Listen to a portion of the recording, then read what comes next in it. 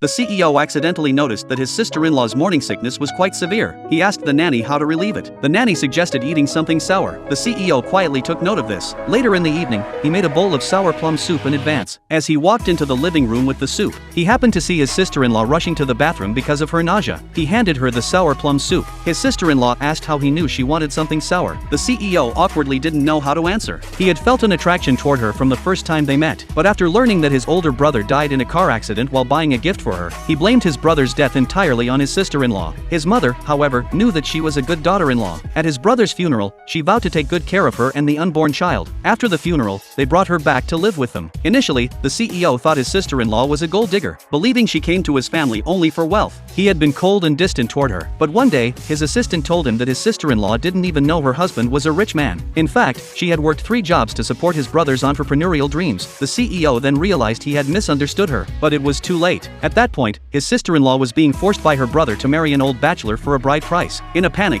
the CEO called her, but the phone was broken. He realized she might be in danger. Without hesitation, he took his bodyguards and drove to her hometown. Meanwhile, the woman broke free from her brother and ran. She twisted her ankle and fell to the ground. Soon, her brother caught up to her, but the woman refused to marry the old bachelor, insisting that she was pregnant with her husband's child. However, her brother didn't care. He only thought about marrying her off to the old man for the dowry. At the critical moment, the CEO arrived just in time. Her brother immediately recognized him as the second son of the wealthiest family. He couldn't understand how the woman was connected to the CEO. When the CEO revealed that she was his sister-in-law, her brother immediately knelt down to apologize. He claimed he hadn't known her true identity and begged the CEO to let them go. But the CEO, wanting to seek justice for his sister-in-law, decided they would have to pay a painful price. The brother immediately begged the woman for mercy. Unexpectedly, the woman suddenly fainted. The CEO rushed to take her to the hospital. After examination, it was found that her ankle was fractured, and she needed surgery immediately. However, the general anesthesia might endanger the baby. Without hesitation, her mother-in-law insisted on the surgery, but the woman overheard their conversation and refused to undergo general anesthesia. She insisted that her child,